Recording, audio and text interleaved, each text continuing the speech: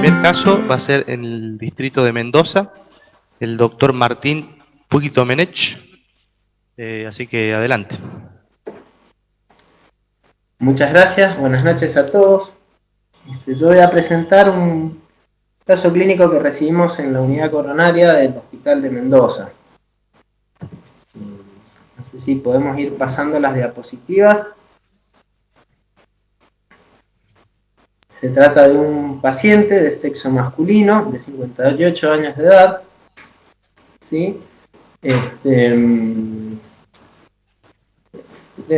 Casado, mecánico, los datos de filiación que recabamos,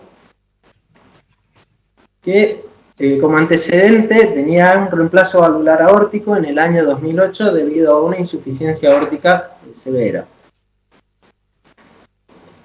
El motivo por el cual el paciente había consultado en un hospital periférico es por inicio de palpitaciones. Habían iniciado súbitamente, rápidas, en las referidas regulares, ¿sí? Asociado a una molestia en epigastrio, un dolor epigástrico. En su momento inicial no tenía descompensación hemodinámica.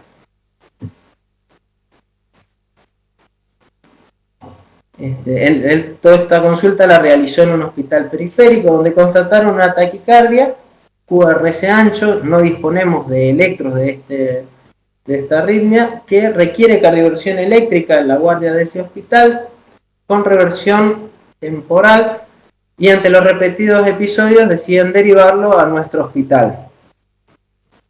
Cuando ingresa a nuestro hospital en la guardia constatamos una taquiarritmia de QRS ancho ya con descompensación hemodinámica que requiere múltiples intentos de cardioversión asociados al tratamiento farmacológico. Debido a que estábamos en presencia de una tormenta rítmica, se decide sedación e intubación orotraqueal para poder estabilizar al paciente.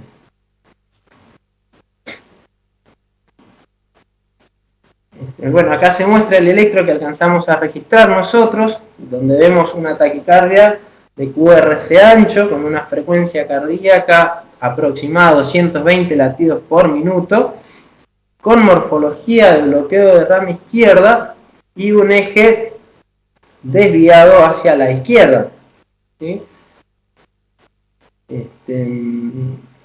Aplicábamos los criterios de Brugada y llegábamos a la conclusión de que es una taquicardia ventricular. Igualmente, debido a que el paciente se encontraba descompensado, bueno, ya lo dije al principio, le realizamos cardioversión eléctrica. Posteriormente, el paciente sale con un electro, que es el que muestro acá, ritmo sinusal, con una frecuencia cardíaca de 55 latidos por minuto, un PR limítrofe 220 milisegundos, un QRS en el plano frontal se veía angosto con 80 milisegundos y observábamos en el plano precordial, principalmente en las derivaciones derechas B1 y B2, que tenía ondas T negativas y un QRS ensanchado con morfología de rama derecha, en realidad por un empastamiento final de la despolarización, que nosotros interpretamos como posible onda epsilon. Por los antecedentes,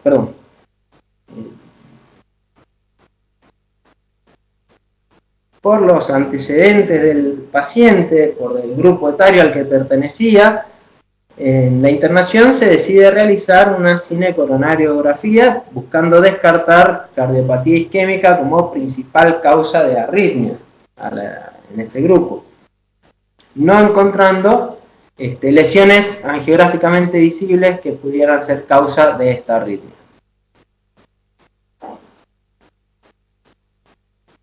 Siguiendo con la evaluación,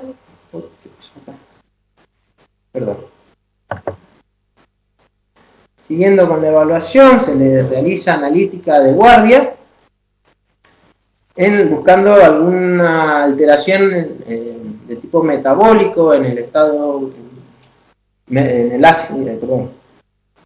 alguna alteración del ácido base, o de ionogramas, sin lograr encontrarlo, estaba todo dentro de parámetros normales. La elevación CPK, CKMB y troponina se interpretaron secundarias a las múltiples cardioversiones que recibió el paciente. Debido al medio al que pertenecemos, también solicitamos serología para Chagas, que resultó ser negativa. Se realizó también un ecocardiograma, donde objetivamos una función de ventrículo derecho en el límite, ¿sí? Un deterioro leve de la función de ventrículo derecho, una función de ventrículo izquierdo conservada, con dilatación, de cavidad de aurículas y de ventrículo derecho, y disquinesia del septum como trastorno de la motilidad.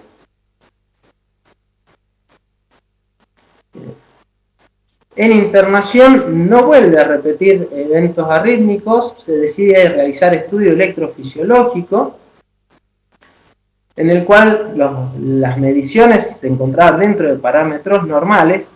Se realiza protocolo de inducción de arritmia ventricular, en el cual se realizan hasta 3 extraestímulos desde la punta del ventrículo derecho sin lograr reproducir la arritmia. No se pudo inducir ninguna taquicardia ventricular.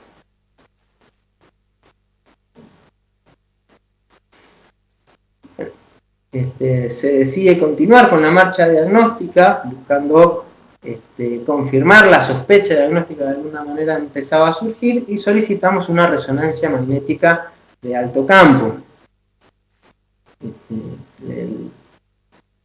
No sé, el doctor, si quiere hacer algún aporte y describir las imágenes.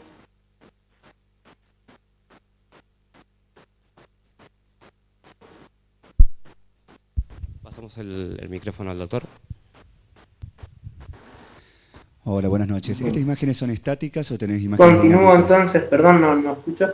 Continuando con el caso, se realiza entonces la resonancia de alto campo, en donde podemos objetivar en un corte sagital un aneurisma en el tracto de salida del ventrículo derecho, en la pared libre del ventrículo derecho, con realce tardío de gadolinio.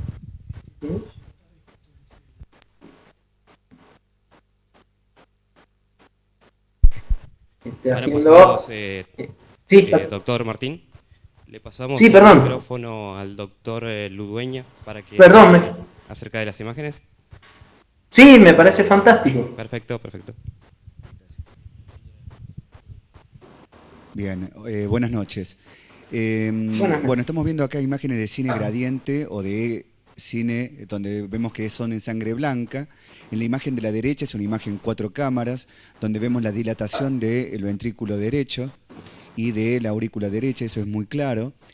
Esto queda mucho mejor expresado cuando uno ve imágenes en cines dinámicos para ver los trastornos de la contractilidad segmentaria que pueden presentar la dilatación de las cavidades derechas, especialmente del ventrículo derecho, más si hay una sospecha probable de cardiopatías como sería la displasia rimogénica del ventrículo derecho. Llama la atención en la imagen de la izquierda, más allá de eso que se ve en el centro de la imagen, que es la válvula protésica a nivel de la aorta.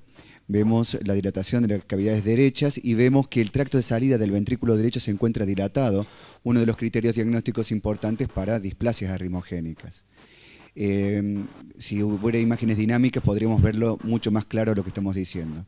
Entonces vemos adelgazamiento de la pared libre del ventrículo derecho, vemos trastornos segmentarios que impresionan porque como zonas de mayor expansión en imágenes de cine, y la dilatación del tracto de salida del ventrículo derecho induciría a ir pensando en una cardiopatía rimogénica.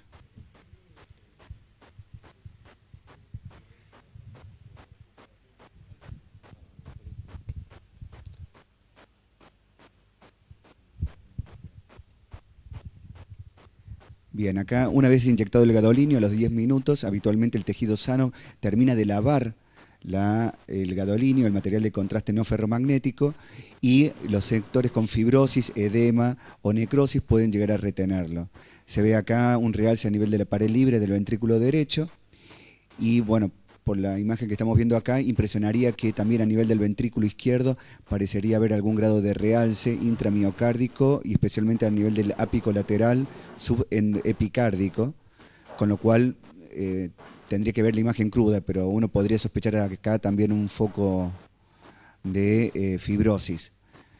Si uno sospechara de que la arritmia viene de un contexto de una posible miocarditis previa y que afectó a predominio del ventrículo derecho, podríamos ver el realce que estamos viendo en el ventrículo izquierdo. Si uno pensara que es una displasia ritmogénica ventrículo derecho, donde comienza en el ventrículo derecho, pero va avanzando hacia el ventrículo izquierdo, podríamos estar viendo el realce que también observamos en las miocardiopatías ritmogénicas que terminan afectando finalmente con fibrosis el ventrículo izquierdo. Ya sabemos que la enfermedad es una enfermedad evolutiva que habitualmente comienza en el derecho y finalmente, y ya eso marca pronóstico, afecta al ventrículo izquierdo.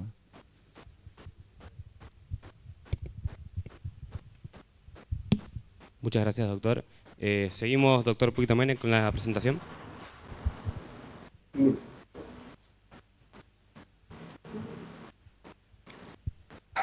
Bueno, con los elementos que teníamos, arribamos al diagnóstico de displasia ritmogénica del ventrículo derecho, debido a que teníamos algunos de los criterios, anomalías en la despolarización y en la repolarización en el electrocardiograma posterior a la cardioversión, la arritmia con la cual debutó el paciente, y disfunciones y alteraciones estructurales regionales en la pared del ventrículo derecho.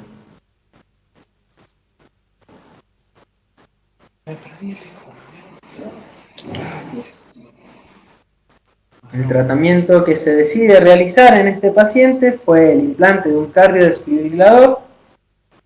Se reinicia la anticoagulación por la válvula protésica que tenía el paciente y la administración de antiarrítmicos concomitantes, en este caso fue amiodarona, con lo cual quedó medicado el paciente. Se está siguiendo, en realidad, se le está realizando screening a los familiares directos, puntualmente a los hijos, quienes hasta el momento no han presentado ninguna alteración ni en el electrocardiograma ni en el eco que se les ha realizado. Perfecto, doctor. Antes de seguir con la parte teórica, vamos a abrir algunos comentarios de los especialistas que tenemos acá en el auditorio. Le paso con el doctor Cáceres Monier, del Consejo de Electrofisiología. Bueno, buenas noches a todos. Quería hacerte algunas preguntitas como que no me habían quedado claro si al principio, si el paciente tenía antecedentes de muerte súbita familiar, que no lo pesqué por lo menos. Y por otro lado, lo del electro, ¿no es cierto? Lo del electro es interesante porque el electro de la taquicardia es una taquicardia claramente, una taquicardia ventricular, una taquicardia con QRS ancho, con todos los criterios de Brugada, bien ancha, prácticamente con un patrón concordante. Y por otro lado, el electro, si podés uno previo, el electro, sí, es este. Sí, perfecto, el electro de 12 derivaciones. El electro es interesante porque no es tan patognomónico el B1 de una onda epsilon como una deflexión rápida en la repolarización, ¿no es cierto? En B1, B2. Sí se ve una cosa que confunde ahí, que me parece que vale la pena destacar, que es un ST persistente en B1, que como emulara un Brugada, ¿no es cierto? Lo otro que te quería preguntar es en qué contexto fue la taquicardia ventricular, en qué contexto, si había sido de ejercicio o de reposo, que habitualmente se dan en ejercicio. Y por último, el tema del estudio electrofisiológico, porque el estudio electrofisiológico, viste que está un poco discutido, ¿no es cierto? Justamente por muchas veces, porque no desencadenás la misma taquicardia muchas veces, y de la misma manera, o no la inducís, como en este caso, ¿no? Así que, y si le habían hecho isoproterenol, porque la descarga autonómica es lo que favorece el desencadenamiento de esto, ¿no? Bien, respondiendo a la primera pregunta que realizó, indagamos sobre muertes súbitas en familiares directos a edades jóvenes, o sea, no a edades jóvenes, si había habido alguna muerte súbita, no nos refirió ningún familiar con esta alteración, por lo menos no había fallecido nadie. El inicio de esta taquicardia, de los síntomas, comenzaron en la madrugada, en el reposo. No media ningún esfuerzo, por lo menos él no nos refirió que estuviera realizando en ese momento ningún esfuerzo.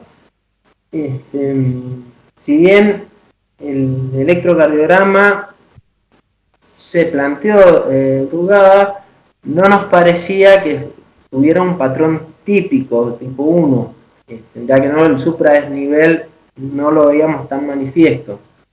Sí nos llamó la atención la prolongación del QRS que se observaba solo en las derivaciones precordiales. Interpretamos nosotros que, si bien no es la onda epsilon típico, podría estar representado de esa manera.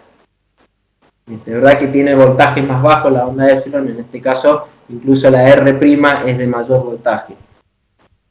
Y el estudio electrofisiológico se pidió antes de tener una certeza diagnóstica. De hecho, se realizó antes que la resonancia magnética.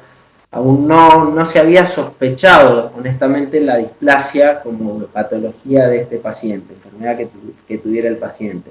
Incluso una de las cosas que no se realizó, o sea, el intento de inducción de arritmia, fue realizado desde la punta del ventrículo derecho y no se intentó realizar desde el tracto de salida, quizá, o intentar inducir donde realmente estaba afectado, o se veía más afectado, donde estaba el aneurisma puntualmente. No se realizó, no se intentó estimular ahí. Con lo cual, sabemos que tiene poco rédito el estudio electrofisiológico como búsqueda de arritmia, y justamente por lo que dijo, a veces se inducen arritmias que no son las que presentó el paciente previamente. Isoproterenol durante el estudio no se realizó. Perfecto, gracias, doctor. Vamos a seguir con comentarios del doctor Trivi.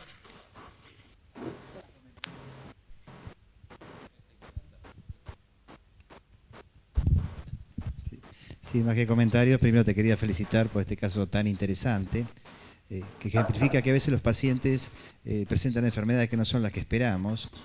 Y al respecto, porque tener una displasia ritmogénica en un paciente con reemplazo valvular aórtico no es muy común. La pregunta es, este enfermo joven, que lo habían operado hace unos años antes, ¿cuál fue la etiología de la insuficiencia aórtica? Digo esto porque a veces cuando uno encuentra dos enfermedades por ahí pueden tener relación o no. Estamos acostumbrados a que cuando un paciente tiene un reemplazo valvular aórtico tiene un reemplazo valvular, pero recordemos que antes del reemplazo valvular tenía una valvulopatía, y esa valvulopatía por ahí podía ser una válvula bicúspide, que a veces se asocia con la enfermedad de la aorta y podía tener alguna relación con esto. ¿Se pudo recabar ese dato? No, doctor. Lo que teníamos en el protocolo quirúrgico era el diagnóstico prequirúrgico de insuficiencia aórtica severa, pero no teníamos la etiología en realidad de esa válvula, de la insuficiencia de esa válvula. Muy bien. Pasamos con el doctor Ludueña. Tres cositas. Uno, si tenían electrocardiograma previo del paciente, de tiempo atrás, que el paciente tenga en su poder o en la historia clínica. Dos, como pregunta después al doctor Cáceres Monier, cuán frecuente es en una displasia hemogénica ventrículo derecho no poder inducir ninguna arritmia, ninguna taquicardia ventricular con 1, 2 y 3 extraestímulos, habiendo un sustrato tan importante como estamos viendo en la resonancia. Y 3, tratando de, pareciera ser una obviedad que esto fuera una displasia, pero supongamos que pensáramos que esto no es una displasia, fuera otra cosa. Sabemos que los pacientes con postquirúrgicos quedan con deterioro de la función ventricular derecha. Estamos viendo ahí que tenía el paciente un TAPSE de 17 milímetros, con lo cual está en el borde inferior normal de lo que es contractilidad, lo vemos dilatado.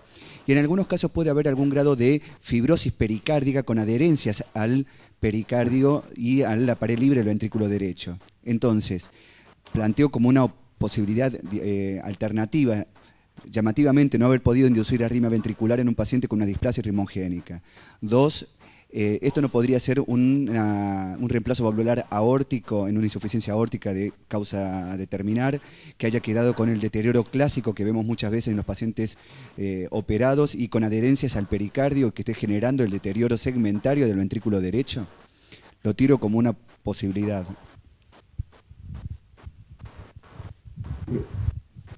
Respecto al ECG previo, contábamos con electros realizados en el momento de la cirugía de reemplazo valvular y ya tenía presente el QRS ensanchado en B1 y B2 con inversión en la repolarización, ¿sí? Inversión de la onda T.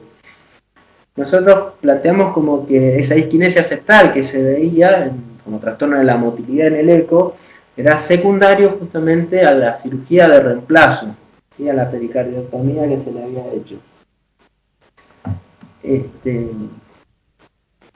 No se sospechó en ese momento que podría haber algún otro tipo de alteración y no describen tampoco en el protocolo ningún tipo de infiltración que llamara la atención en las paredes del ventrículo.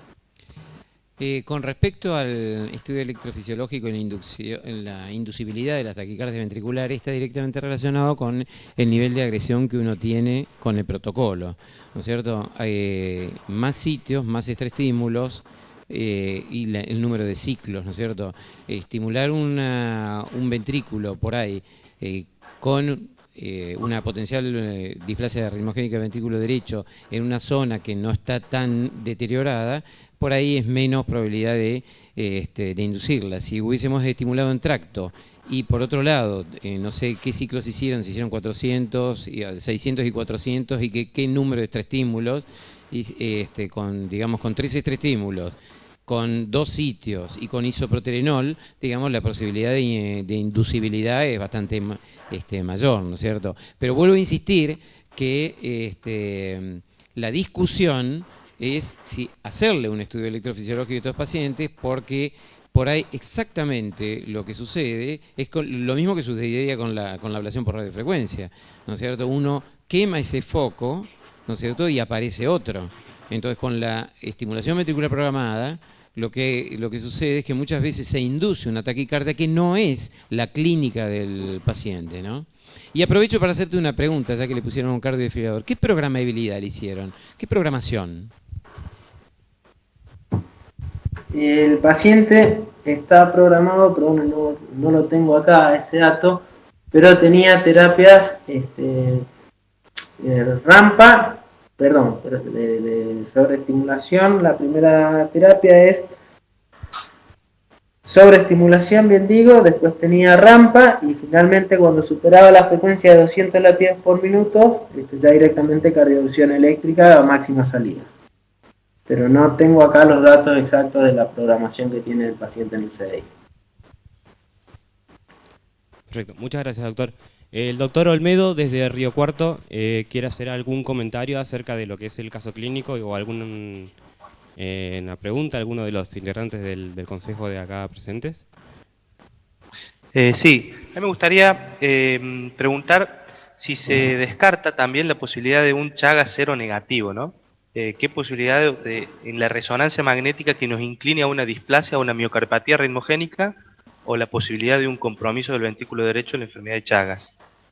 Y coincido con el doctor Cáceres Monier, que saludo a la distancia, con la discusión del estudio electrofisiológico. Me parece que ya con una taquicardia ventricular documentada, indudablemente la indicación del cardiofibrilador, pero solo el estudio, o sea, lo llevaría a una sala de electrofisiología en caso de si recurre a una taquicardia con descarga apropiada para plantear la ablación.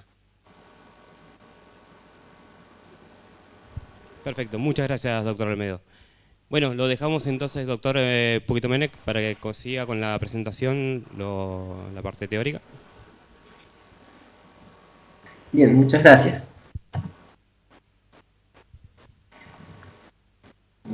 Bueno, siguiendo entonces, llegamos al diagnóstico de una displasia ritmogénica, una breve actualización de lo que es la enfermedad. Es una enfermedad de origen genético con transmisión autosómica dominante, ¿sí? donde las mutaciones se encuentran a nivel de los desmosomas, ¿sí? De las uniones intercelulares. Esto deriva en un reemplazo del tejido muscular, ¿sí? De los miocitos del miocardio por tejido fibroadiposo. Es una enfermedad cuya prevalencia es relativamente baja. En Europa, en Italia, en Véneto, es donde mayor incidencia hay de esta enfermedad, que llega a un 4 por 1000, 4,4 por 1000. Muchas veces se manifiesta como la primera manifestación es muerte súbita, en general en menores de 35 años. Tiene una incidencia relativamente mayor en varones. Y es una enfermedad que se caracteriza por cursar en etapas, ¿sí? Una etapa inicial silente, muchas veces el paciente, como dije recién, debuta con una muerte súbita. Una etapa arrítmica, que es en la que se encontraba nuestro paciente, generalmente progresa a una insuficiencia cardíaca inicialmente derecha y finalmente termina comprometiendo el ventrículo izquierdo con insuficiencia cardíaca biventricular.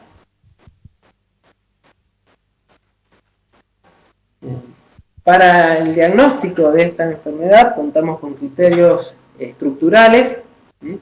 Donde evaluamos las disfunciones, alteraciones estructurales, ya sea a nivel del ecocardiograma, o yo me voy a basar básicamente en los criterios que reunió nuestro paciente, ¿sí? Para no hacerlo tan prolongado. En que nosotros, bueno, en las alteraciones estructurales lo manifiesto fue la resonancia magnética, donde vimos el aneurisma, el trastorno aneurismático, perdón, y el realce, el reemplazo fibroadiposo en el tracto de salida del ventrículo derecho. ¿Sí? Reuniendo ya uno de los criterios mayores. Otros criterios son a nivel histológico, a nivel tisular, es justamente el reemplazo, la biopsia donde vemos el reemplazo. Anomalías de la repolarización que el paciente tenía en las derivaciones precordiales derechas, en B1 y B2, y también anomalías en la despolarización, esta prolongación que nosotros veíamos del QRS en las precordiales derechas, que nosotros interpretamos podía tratarse de una onda épsilon. Bueno, entre otros criterios que también hubieron, estaban los criterios arrítmicos, la presencia de la taquicardia ventricular, en este caso sostenida, con morfología de rama izquierda, de bloqueo de rama izquierda, perdón, y un eje desviado hacia la izquierda, es decir, un eje superior de la arritmia.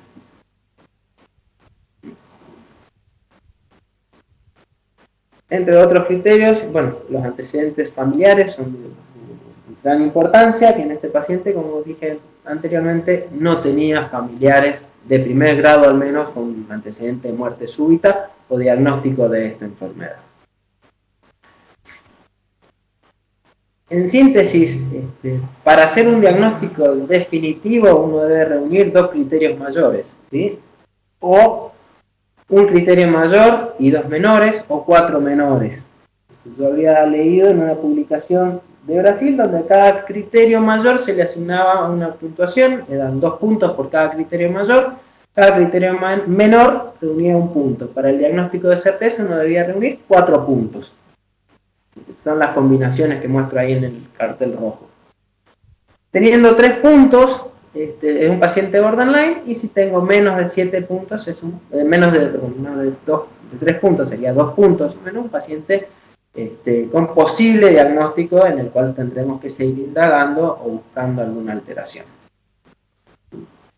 Entre todos los tratamientos propuestos, bueno, fundamentalmente los antiarrítmicos, buscando prevenir la aparición de arritmias potencialmente letales. La ablación por catéter en realidad es discutida, porque ya lo dijimos, es una enfermedad que es parcheada, es difusa, y en el cual uno puede ablacionar el foco y más adelante aparecer otro sitio de arritmias. Y finalmente, bueno, el otro tratamiento es el cardioesfibrilador, buscando tratar la arritmia una vez que se establece. Concluyendo, es una displasia ritmogénica ventrículo derecho, es una enfermedad de baja prevalencia, con potencial causa potencialmente provoca arritmias ventriculares, muchas de ellas letales, cuyo tratamiento y diagnóstico oportunos son imprescindibles, y sobre todo, una vez realizado el diagnóstico, muy importante el screening a familiares directos.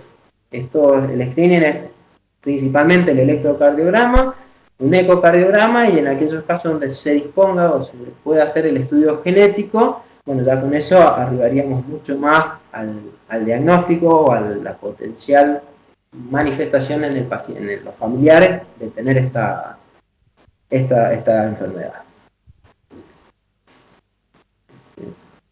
Eso sería todo. Muchas gracias por la atención y por las preguntas que realizaron. Muchas gracias, doctor Pidomenech. Un breve comentario del doctor Trivi antes de seguir con el próximo caso.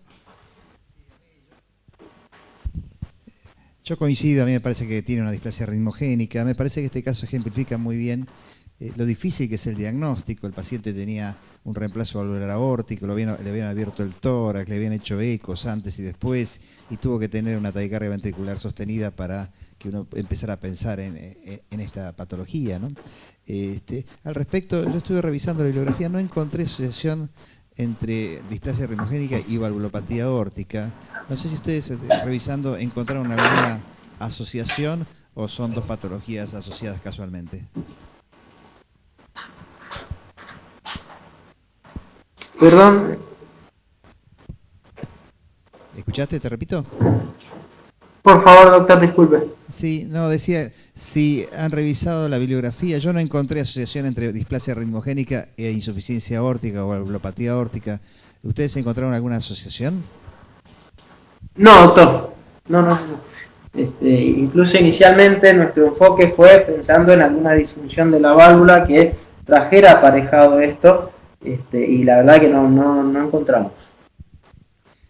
Y como comentario, estos pacientes, muchas veces a pacientes jóvenes, habitualmente uno quiere ponerle un cardiofibrilador que sea resonable. Este paciente, lo que hemos hecho ahora es prevenir su muerte súbita. Sin embargo, el deterioro de la función ventricular derecha va a ser progresiva e irremediable con el correr del tiempo, con quizás ya desarrollo de falla cardíaca derecha que sea de muy difícil tratamiento. Creo que es importante, de no haberse colocado un cardiofibrilador implantable para el seguimiento por resonancia de la fracción de eyección del ventrículo derecho, es que sea el mismo operador el que lo siga en el tiempo desde el punto de vista ecocardiográfico, para poder ir comparando las diferencias que presenten entre uno y otro, para ver si inexorablemente va a ir deteriorando la función ventricular derecha. El paciente está en seguimiento. Perdón. No, habla tranquilo, después yo te hago un comentario también. Bien. El paciente está en seguimiento en el hospital central, y sí, los ecocardiografistas que lo siguen son los mismos. Son los mismos operadores. Casualmente, si me permiten el comentario, el paciente ingresó hace poco a la guardia, nuevamente presentando tormenta rítmica, en el cual pudimos objetivar que el dispositivo había tenido múltiples intervenciones, muchas de ellas con terapia antitaquicardia, y en otras ocasiones había recibido ya 9 disparos del dispositivo, 9 cardioversiones no había sido necesario. Todas ellas por TB que había presentado, ¿sí? Se le realizó nuevamente el ecocardiograma y no se pudo objetivar por el eco empeoramiento al menos de la función del ventrículo derecho. Sin embargo, nosotros nos planteamos algunas dudas porque en el eco primero que le hacen tampoco se vio un gran deterioro del ventrículo derecho, que sí se vio después en la resonancia. Entonces, incluso el aneurisma que estaba en el tracto de salida de BD, los ecocardiografistas no lo habían visto. Te quería comentar que este dato que vos decís ahora, que es interesante, que el paciente reingresó con episodios de taquicardia ventricular y casi con una tormenta eléctrica.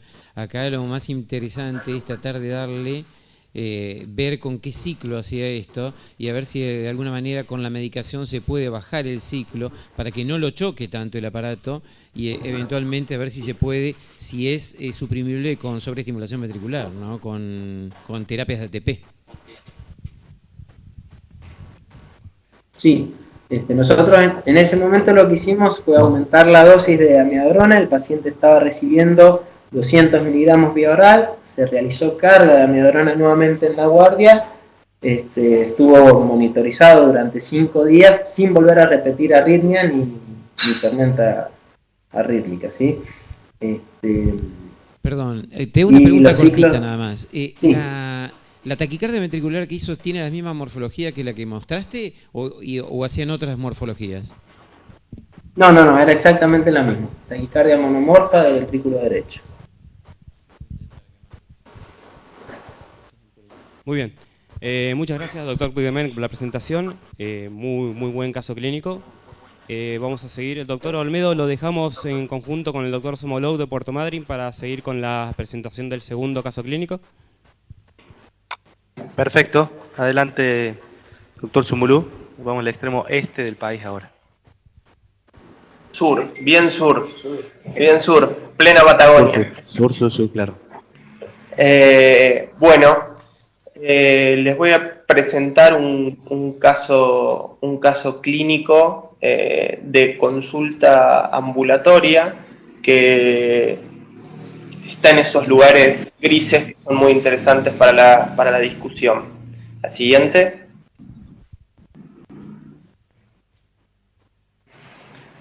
Vamos a presentar un paciente de 39 años de sexo masculino que consulta por palpitaciones. Es un paciente que empezó hace 6 meses con palpitaciones aisladas, sin ningún otro síntoma, y por esa sensación que cuando la describe parecen extrasístoles ventriculares, decide hace unos meses hacer un chequeo cardiovascular que él refiere no fue normal. Siguiente. Como antecedentes personales, no presenta factores de riesgo cardiovasculares, realiza actividad física intensa y por lo menos 4 veces por semana. El paciente inicia su viaje dentro de la cardiología en Buenos Aires, donde le hacen un chequeo cardiovascular completo, entre comillas, de esos donde van un día y le realizan todos los estudios. Le hacen una ergometría donde ven extrasistolia ventricular polimorfa frecuente durante el esfuerzo y la recuperación, con algo de extrasistolia supraventricular, con un estudio que lo informan como anormal por el ectopismo ventricular y supraventricular. Realizan un ecocardiograma donde ven diámetros normales en ese momento, con hipoquinesia apical y deterioro leve de la fracción de eyección e insuficiencia mitral leve. Siguiente.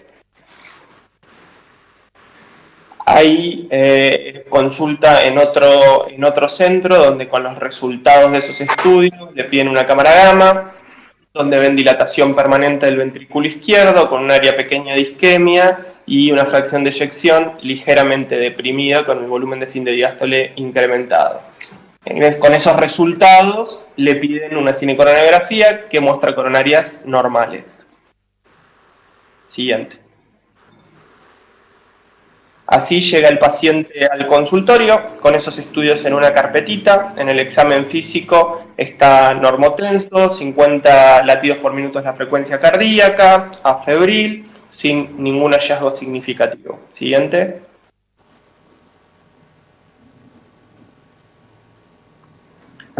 Este es el electrocardiograma del paciente. No sé si les interesa a los que están ahí en la sociedad describir algo del electro a ustedes, así no tenemos que volver después. Ya, de paso quiero retribuir el saludo al doctor Olmedo y invitarlo a él que lo describa.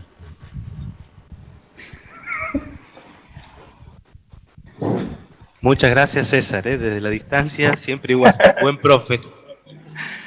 Bueno, primeros 2 latidos en un electrocardiograma en ritmo sinusal, el tercer latido en extrasístole ventricular. Tiene una morfología de bloqueo de rama derecha, R predominantemente R en la cara en B1, B2, y después un cuarto latido que es sinusal, tiene un eje probablemente en 0 grados, es electrosinusal, y ahí vemos una dupla ventricular bimorfa, ¿no? La primera similar a morfología que similar morfología del último latido extrasistólico que el primero. O sea que parece ser un extrasístole ventricular que proviene del ventrículo izquierdo y de la base del ventrículo izquierdo, con una probablemente origen de una reentrada por esos dos latidos con diferentes salidas. No sé, César, si hay algún comentario más.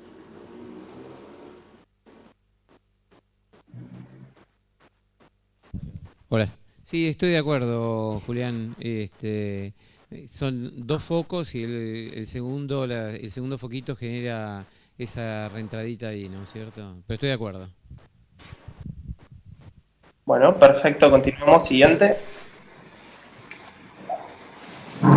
Este es, siguiente, muy bien. Este es el ecocardiograma donde se ve diámetros en el límite superior normal. Siguiente. Acá se ve el diámetro aórtico de aurícula izquierda normal. El siguiente. En el video, que espero que lo vean a mejor velocidad de la que lo veo yo, es un eje largo paraesternal donde se observa una hipoquinesia leve y ningún otro hallazgo. Siguiente. Bueno, un eje corto paraesternal a nivel de músculos papilares, donde se observa lo mismo, hipoquinesia global leve. Siguiente. Se ve perfecto el video. Acá se ve todo trabado.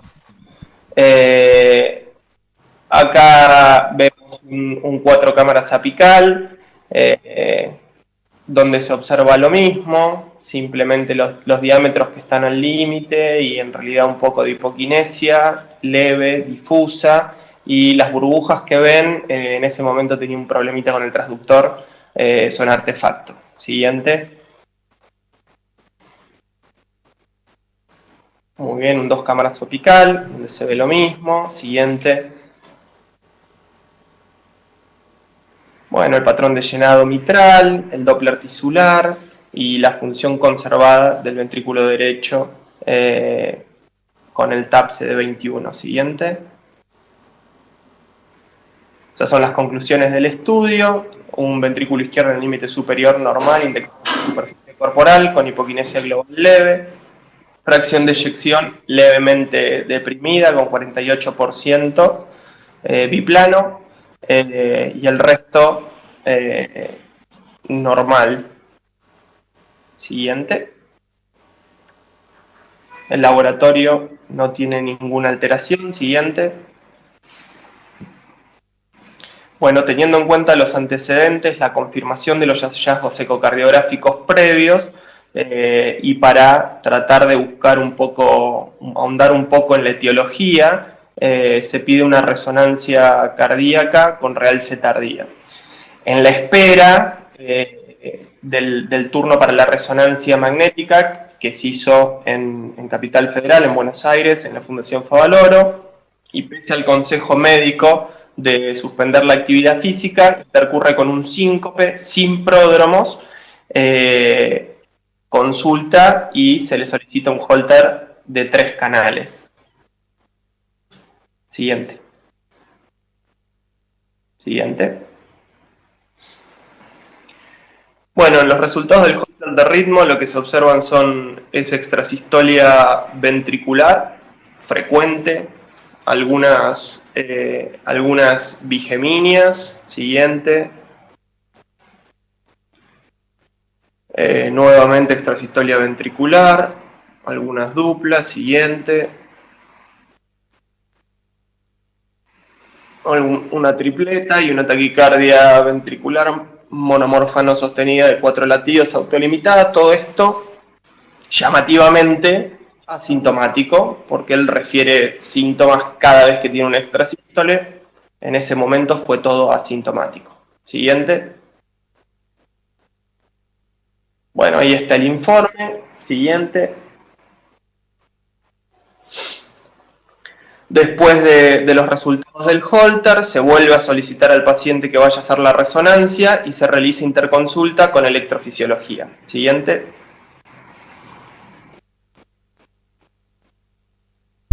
Siguiente. Un comentario. Ahí no sé si quieren... Exacto. No, justamente antes de que nos veas la rezo, que la verdad es que siempre nos termina aclarando todo. El tema es que cuando un paciente tiene esto, Parece que contases la historia de una miocarditis, ¿no es cierto? Una hipoclarinesia global con una zona por ahí más disquinética, como es una función sistólica moderada, después un paciente que tiene arritmia ventricular y por otro lado que con el ejercicio también había tenido un episodio sincopal, creo que había sido así, ¿no? Pero lo que es interesante que es recalcar que lo que vos bien dijiste, el paciente tuvo un blackout, ¿no es cierto? Un síncope sin pródromos y es muy sugestivo de arritmia ventricular compleja, con una taquicardia ventricular, ¿no es cierto? Así que me parece que el tema de cómo es la actividad física, hasta nuevo aviso, el paciente tiene que suspender 100%, ¿no? Exactamente eso se le dijo. Pasamos al siguiente.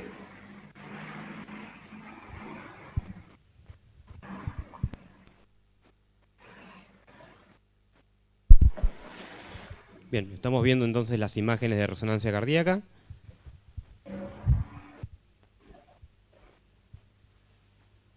No sé si quieren describir por ahí Pasamos la gente con de el doctor, imágenes o como quieran.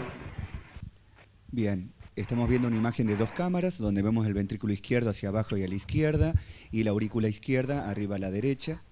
Vemos la aurícula anterior izquierda, vemos un deterioro global de la función ventricular. En esta imagen no impresiona haber un trastorno segmentario puntual,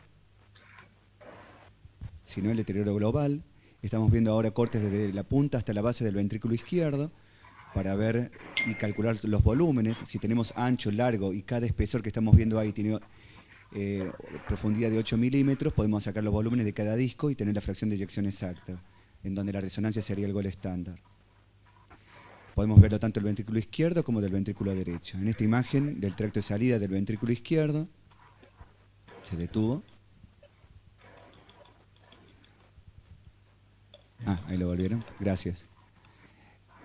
Ahí se frena. ¿Podrías repetir el loop del tracto de salida, por favor? Bien. Capaz que no está en automático para repetir. Pero bueno, se ve el deterioro de la función ventricular, vemos la válvula anterior mitral y posterior mitral. En este loop que vi en un pantallazo nada más, no impresionaba un trastorno segmentario claro, sino el deterioro global. Las cavidades derechas no están dilatadas. Acá vemos la función ventricular. Vemos que la función ventricular puede ser que esté levemente deprimida. La aurícula izquierda impresiona un poquito dilatada. El ventrículo derecho se contrae bien.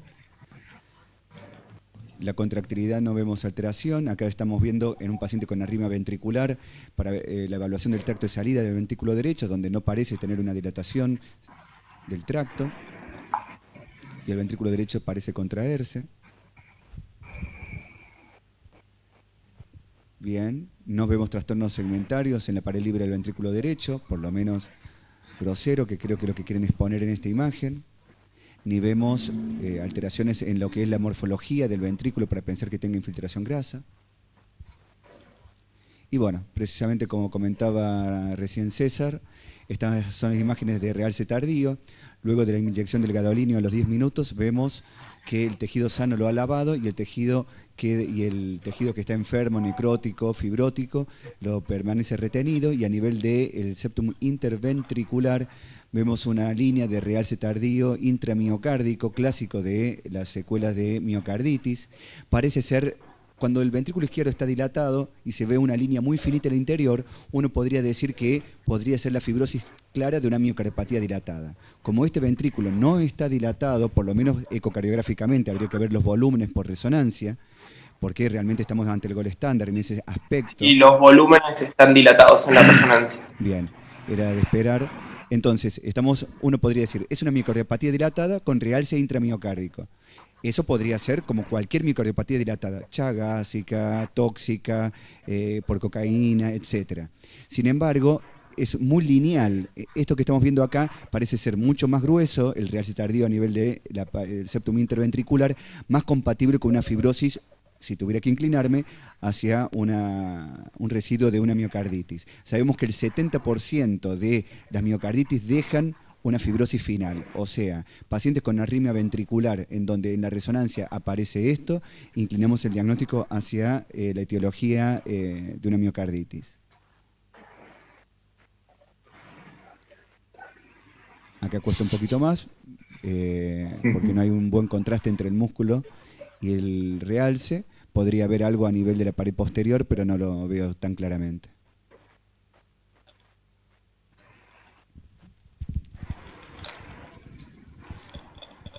La siguiente. Bueno, ese es el informe de la resonancia. Ventrículo izquierdo en el límite superior normal, hipoquinesia global ligera y deterioro moderado de la función, con fracción de eyección del 44%, realce tardío de contraste positivo, con patente similar a la observada en miocardiopatía dilatada, ventrículo derecho con diámetros conservados y deterioro moderado de la función, aurículas ligeramente dilatadas. Y lo que escriben cuando informan la resonancia es, dado que la función sistólica de ambos ventrículos está moderadamente deprimida y el tipo de realce con gadolinio tardío es intraparietal, y aunque los volúmenes ventriculares están en valores altos normales, el diagnóstico presuntivo es de miocardiopatía dilatada, biventricular idiopática. Siguiente. Bueno, ahí mismo hacen la interconsulta con electrofisiología, lo interpretan como una miocardiopatía dilatada biventricular incipiente, con deterioro leve de la función, alto riesgo de muerte súbita, y deciden colocar un desfibrilador implantable. Inician titulación de IECA y beta bloqueantes, y el 9 de enero de este año se coloca el CDI. Hasta la fecha el paciente no ha tenido terapias. Siguiente. Esa es la medicación actual. Siguiente. Y la discusión está en otro PowerPoint. Bien. Antes de pasar a la discusión, vamos a abrir las preguntas para los especialistas. El doctor Cáceres Monier. No, lo que quería mostrar es una cosa que me parece interesante. Los pacientes que tienen solamente un foquito de miocarditis septal, en general las estasístolas pueden ser un poquitito más angostas por la ubicación del foco, ¿no es cierto? Evidentemente debe haber otras zonas, como bien decía ahí, bueno, no se vio toda la resonancia en su totalidad, pero que esté justificando los diferentes focos que hay ahí. Como había descrito Juliana hace un rato, habían dos focos evidentes y uno que generaba una reentrada. O sea que son diferentes zonas arrítmicas que pueden generar cualquier taquicardia ventricular que potencialmente el paciente pueda tener, ¿no? Y para agregar, respecto a la función ventricular, la dilatación, es indudable que la resonancia, a diferencia de la ecocardiografía, en la ecografía uno se queda con la función ventricular, es más confiable lo visual que muchas veces cuando calculan el método de Simpson. En cambio la resonancia ya no es lo visual, al ser el gold estándar, es lo que calculamos nosotros en forma objetiva en volúmenes y fracción de eyección. Respecto a si esto es una miocardiopatía dilatada, uno se tendría que preguntar, ¿una miocardiopatía dilatada secundario a? Y entonces, dentro de las miocardiopatía dilatadas, uno tendría que hacer el screening del paciente, saber si toma alcohol o no, si toma alcohol, si tiene antecedentes de epidemiología positiva para Chagas, si esto pudo haber sido una miocarditis previa, preguntar al paciente si tuvo un episodio o no infeccioso importante de vías aéreas superiores en algún momento, que creo que si le preguntáramos en general a la gente, todos hemos tenido alguna vez un episodio importante, pero en este contexto, el realce que estamos viendo, en mi opinión, supera al realce que tiene una miocardiopatía dilatada convencional, en donde el realce es intramiocárdico y muy lineal, se ve como una pequeña línea finita que recorre todo el ventrículo. En este caso, parece ser un realce más grosero a nivel del septum interventricular, y si tuviera que inclinar, yo diría, es una miocardiopatía dilatada, idiopática, pero de probable origen de una miocarditis previa. Sí, las preguntas que te hacía sobre los antecedentes son todas negativas, por supuesto. El paciente no ingiere alcohol y no tuvo, yo le pregunté en varias ocasiones sobre síntomas gripales y síntomas relacionados para pensar en una miocarditis. El tema es que él es de esos pacientes que no se enferman, o sea, salvo ahora, y no refiere nada en los últimos 2 años, pero ni tomar un tafirol, con lo cual de cualquier forma no quita que sea una miocarditis igual, pero bueno, no ha tenido un cuadro infeccioso de esos que a veces hacen sospechar más en una miocarditis. ¿Puedo hacer una pregunta? ¿Sí? Sí. A César, le devuelvo el favor. ¿Qué te parece, César, este paciente, el estudio electrofisiológico? Está bien que hizo un síncope maligno de esfuerzo y tiene T veno sostenida. ¿Aportaría algo? ¿Nos sirve, no? Yo no lo haría, ¿no es cierto? Porque, digamos, este paciente es muy probable que haya tenido una taquicardia ventricular, pero en el contexto de algo que parece ser una miocarditis, te diría que no. Okay. Bueno, vamos a si querés avanzar con la discusión. Antes el doctor Trivio va a decir algo. No, brevemente, me parece que los dos casos muestran, como dijo bien el doctor Cáceres Monnier, la utilidad de la resonancia magnética en cardiología. Creo que más allá del entusiasmo de los especialistas en resonancia, los clínicos, los electrofisiólogos nos hemos acostumbrado también a que el diagnóstico, como bien decía, finalmente lo termina dando de resonancia para algunas patologías como estas dos que se presentaron. En este caso, claramente, me parece que el diagnóstico, yo coincido, que me parece que es una miocarditis o una secuela de miocarditis, porque esto puede ser una secuela de miocarditis. La pregunta que uno se plantearía en este enfermo tuvo un síncope, pero no tuvo una fibrilación ventricular ni una taquicardia ventricular documentada. La indicación del desfibrilador es, creo que cualquiera de nosotros con este paciente le indica un desfibrilador, pero la indicación de desfibrilador es absolutamente consensuada, no podría discutirse en no implante y tratar de investigar un poquito más cuál fue la causa del síncope. No sé, le pregunto a César, que lo tengo acá, o alguien que quiera responder de los que se está escuchando. Yo por ahí voy a discutir un poco sobre eso ahora en la discusión. Si quieren hacemos la discusión y dejamos la pregunta abierta, si les parece. Desde Mendoza nos quiere hacer una pregunta, doctora, antes de ir a la discusión. Sí, perdón, yo quería saber si entre los diagnósticos diferenciales uno podría llegar a plantear una taquicardia polimorfa, o sea, ventricular polimorfa catecolaminérgica.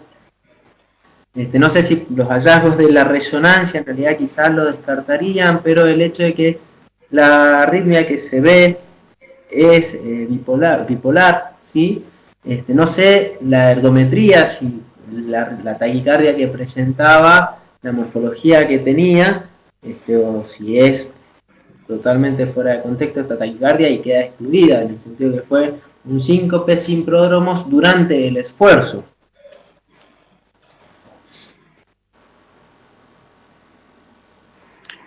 En la ergometría no hizo en ningún momento una arritmia sostenida y ha hecho una ergometría y un ecoestrés. Hay varios estudios de esfuerzo. Además de eso, tiene una alteración estructural en la resonancia representada por el realce tardío y que tiene bastante relación con el foco aparente de la arritmia. Por eso nosotros nos inclinamos más a que el origen tiene que ver con una taquicardia ventricular con un sustrato arritmogénico, que es la fibrosis a nivel ventricular. Perfecto. Muchas gracias. La intención mía es discutir un poco en un paciente joven donde uno observa un deterioro leve de la función sistólica del ventrículo izquierdo. ¿Qué es lo que tenemos que hacer para llegar un poco más profundo en términos de etiología, de pronóstico y tal vez decidir el tratamiento del paciente. En primer lugar, ya lo han dicho un poco en la discusión, pero la resonancia es un excelente método de estudio y nos brinda mucha información en términos de etiología, y el realce tardío, mostrando áreas de fibrosis que han sido correlacionadas en forma casi definitiva, diría, con la fibrosis histológica, que es lo que se ve ahí en el trabajo de Iles, donde hacen la validación en forma histológica del realce tardío, que es lo que se ve en la imagen A y B, y después abajo se ve el análisis de correlación, donde la resonancia para evaluación de fibrosis global y segmentaria tiene un alto grado de correlación, que ahí se ve 0,91 para la global y 0,74 para el análisis segmentario. Entonces, en este paciente lo que podemos decir sin lugar a dudas es que hay a nivel del septum interventricular un área de realce tardío que correlaciona directamente con fibrosis a nivel intramiocárdico. Siguiente. Este es un trabajo clásico, es simplemente para mostrar que el tipo de realce tardío a nivel intramural, en el segmento medio, se puede correlacionar con las dos cosas que discutíamos, una miocardiopatía dilatada idiopática o una secuela de miocarditis, ¿tá? Pero no algo diferente a eso. Siguiente, de manera que el diagnóstico va a estar entre esas dos cosas. La siguiente cosa que me gustaría discutir es un poco, y tiene que ver con la pregunta del doctor Trivi, el grado de indicación que tiene de CDI este paciente, si bien todos se lo indicaríamos. Cuando uno revisa las guías americanas y la guía de la Sociedad para Prevención Primaria y Secundaria de Muerte Súbita, ve que el grado de indicación es 2A y dice que uno debería que sería razonable implantar un CDI para pacientes con síncope inexplicado, deterioro de la función sistólica del ventrículo izquierdo, y resalto la palabra significativa, y miocardiopatía dilatada no isquémica. Coinciden las dos guías, y nuestro paciente tuvo un síncope inexplicado, tiene deterioro de la función sistólica, habría que ver, y es discutible la palabra significativa, y tiene una miocardiopatía dilatada no isquémica. Digo lo de significativo porque cuando uno ve el resto de las indicaciones de CDI, de todas las guías, son muy claros diciendo cuándo la fracción de eyección tiene que ser menor al 35% o mayor al 35%, salvo en este apartado. Siguiente. Entonces, tenemos un grado de indicación 2A, y lo que me gustaría charlar ahora es un poco de qué hay fuera de las guías sobre indicación de CDI y cosas que nos pueden ayudar a indicarlo o no en este paciente. Este trabajo que se ve acá es un trabajo de Gulati publicado en JAMA en el 2013, y a ellos lo que hicieron fueron, tomaron 400 casos de miocardiopatía dilatada que tenían, los dividieron en los que tenían realce tardío positivo, realce tardío negativo, fracción de eyección promedio del 37%, y los evaluaron prospectivamente, y lo que vieron fue que los pacientes que tenían fibrosis intramiocárdica tenían peor pronóstico en términos de mortalidad total, mortalidad cardiovascular, mayor necesidad de trasplante cardíaco, mayor muerte por insuficiencia cardíaca, hospitalizaciones y trasplante. Y también, y no menos importante y relacionado con este caso, tienen una mayor incidencia de muerte súbita, abortada o no. Siguiente, y ahí se va, que es lo que está marcado ahí en rojo. Siguiente. Además, siguiente, en el análisis multivariado, lo que se vio es que la presencia de fibrosis, el solo hecho de que haya fibrosis, es un predictor de muerte súbita abortada o no, y que el incremento del porcentaje de fibrosis dentro del músculo cardíaco también es un predictor de muerte súbita. Y esto ajustado en el análisis multivariado a la fracción de eyección, a los antecedentes de taquicardia ventricular, a todos los factores clásicos. Siguiente.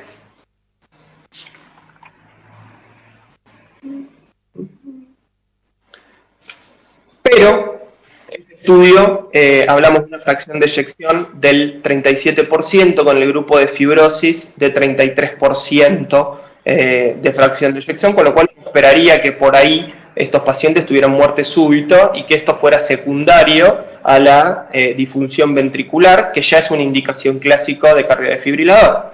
Sin embargo, cuando uno mira los registros de muerte súbita, en este caso extrahospitalaria, en los pacientes en los que tenían un seguimiento y tenían realizado fracción de eyección, ven que entre el 70 y el 80% de los pacientes que tienen muerte súbita, abortada o no, tienen fracción de eyección normal o con deterioro leve a moderado. Siguiente.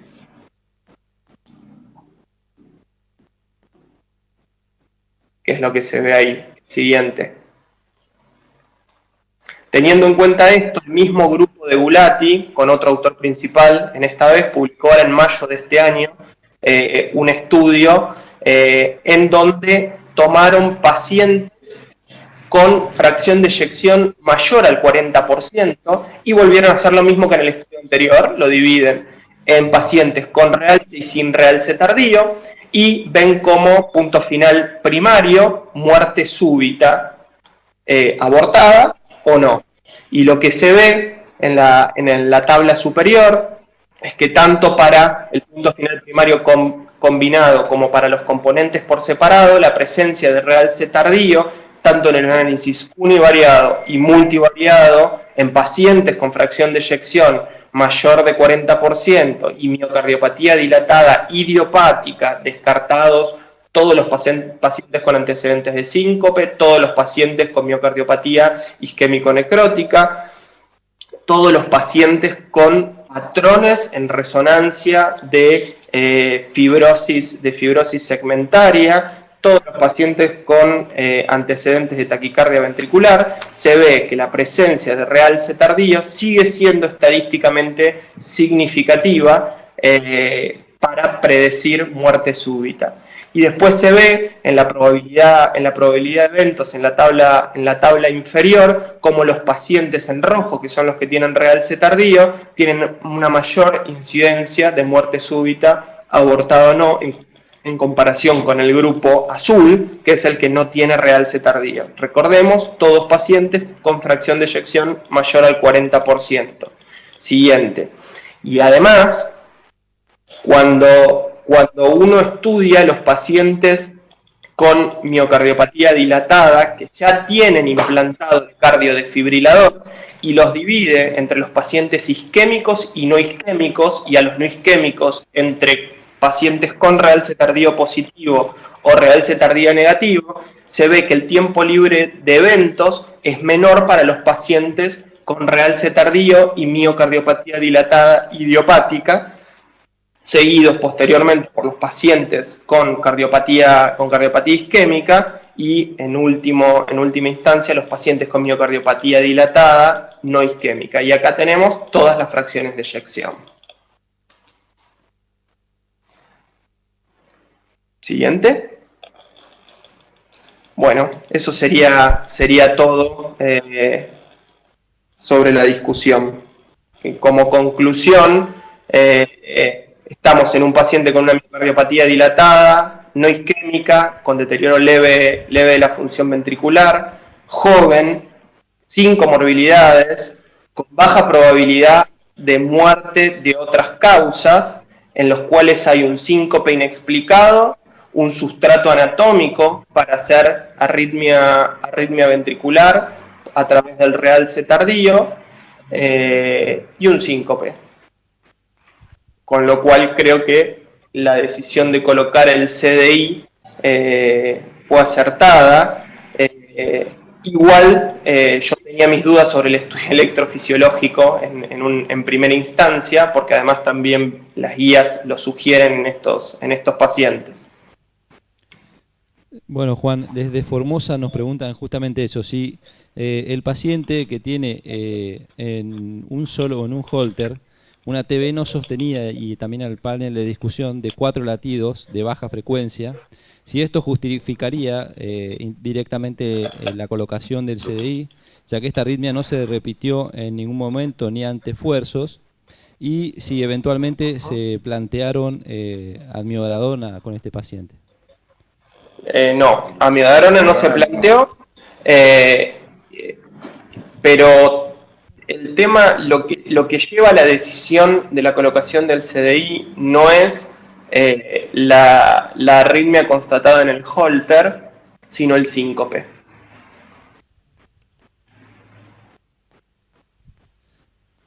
El moderador, no sé si quiere hacer algún comentario, alguna pregunta. No, por ahora no. Muy bueno en los dos casos.